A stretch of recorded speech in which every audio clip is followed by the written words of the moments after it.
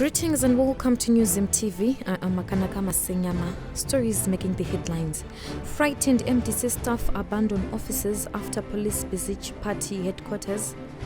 In business, Caledonia Mining commissions new oxygen plant at Blanket Mine. News in detail. Frightened MDC workers abandoned their offices while some failed to come to work completely after dozens of baton-wielding anti-riot police besieged the main opposition's national headquarters in central Harare. This follows claims by the law enforcement agents that some 248 police helmets and stones were discovered at the basement of Robinson House, a building that is adjacent to Morgan Changre House, the MDC headquarters. MDC officials who spoke to newzimbabwe.com placed the number of police officers at 150. MDC President Nelson Chamisa spokesperson Kululeko Sibanda said the police officers did not try to force entry into the party headquarters but maintained a heavy presence outside.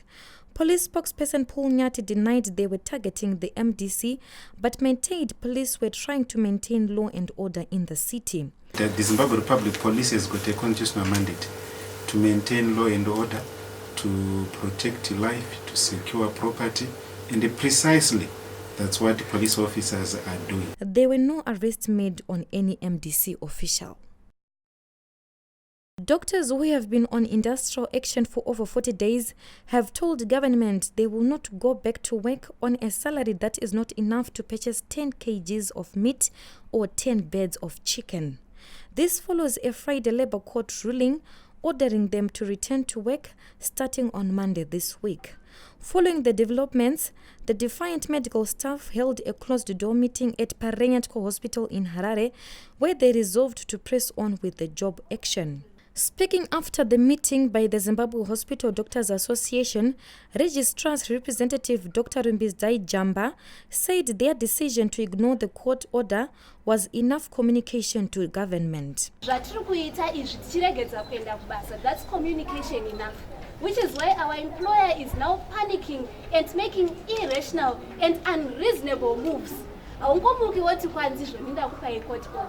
you guys, across the globe, Zimbabwean doctors are the least paid. We all know that. Abatist no shanda kudarika everything else.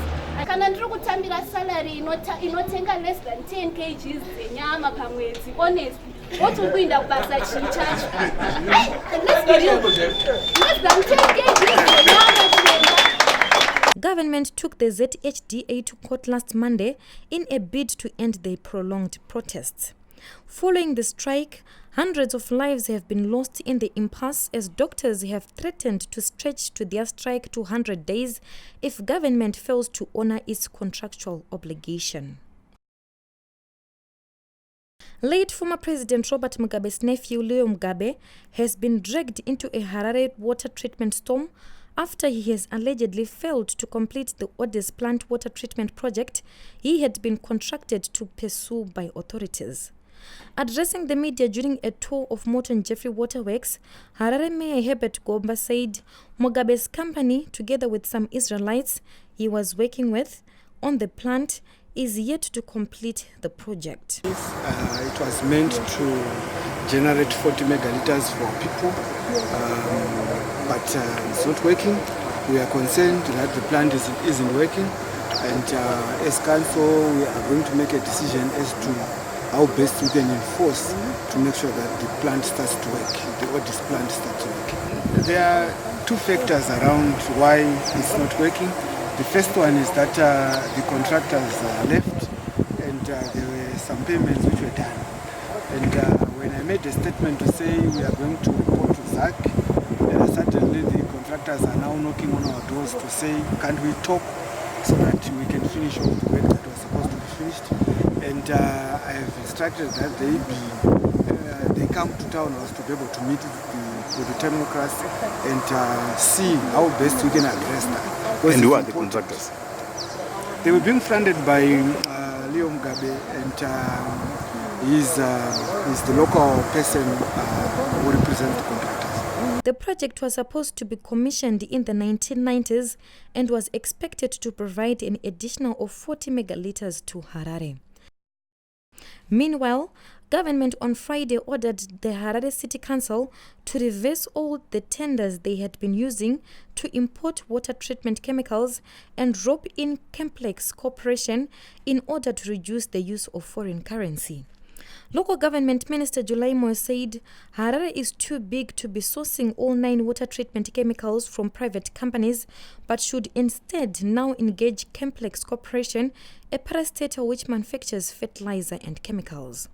Complex is supposed to have import substitution, and most of the chemicals that are used by Harare, at present 9 of them, and used by all other local authorities, should be imported through Complex. So the Reserve Bank has been directed that Complex remains the number one institution that will order the requirements by all the local authorities and ZIMA. The Harare City Council has been struggling to purchase water treatment chemicals in foreign currency over the years. In business, Caledonia Mining Corporation has successfully installed and commissioned a new oxygen plant at Blanket Mine in a move which will see overall metallurgical recoveries as well as environmental safety improving. In a statement, the corporation said the new plant will go a long way in improving operating efficiencies. Steve Curtis, the company's chief executive officer, said the commissioning marks the latest in a series of investments to increase production and improve operating proficiency at Blanket Mine as they continue with their growth trajectory to 80,000 ounces per annum by 2022. The new oxygen plant is expected to improve metallurgical recovery and reduce cyanide consumption at Blanket Mine. We end with sports. Charlton Athletic manager Lee Bowyer has expressed his satisfaction with the progress made by Zimbabwe international striker Michael Bone since his breakthrough move from the 5th tier side Leyton Orient to the 2nd tier of English football in June. After initially struggling to settle at his new club, the highly rated 23-year-old forward appears to be rediscovering the form which saw him scoring 24 goals last season for Leyton Orient in the National League. Bone scored his first goal for the Addicts in their win over Leeds last month on his full debut before heading in the Addicts' second goal in last weekend's 2-2 draw at Fulham. Reporting for newszimbabwe.com, I am Makanaka Masengema. For this and more stories, visit our website www.newszimbabwe.com and subscribe to our YouTube channel, NewsMTV.